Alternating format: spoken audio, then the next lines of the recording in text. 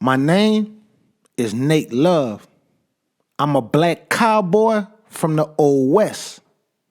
The first thing you gotta understand about the West is it ain't just tumbleweeds and gunfights.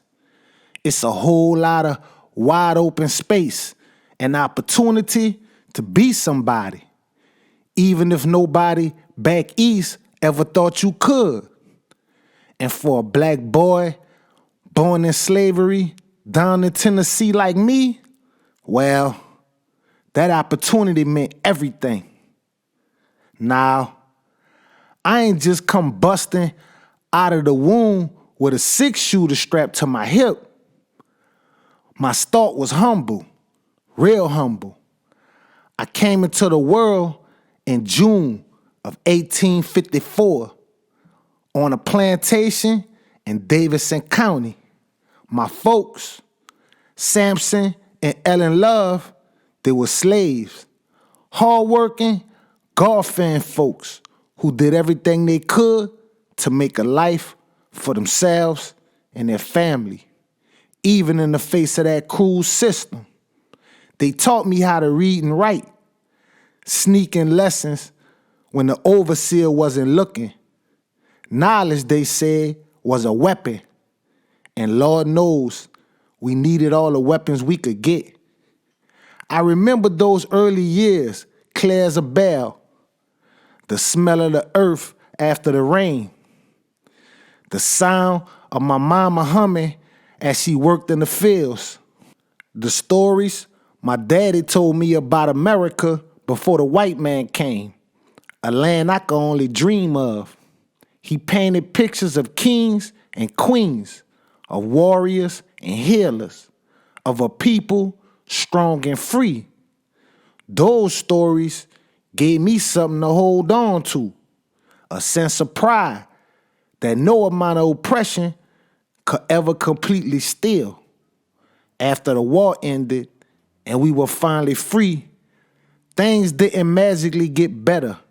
Sharecropping was just another form of slavery, keeping us tied to the land and beholden to the same folks who held us captive before. But my parents, bless their souls, they weren't gonna let that break us.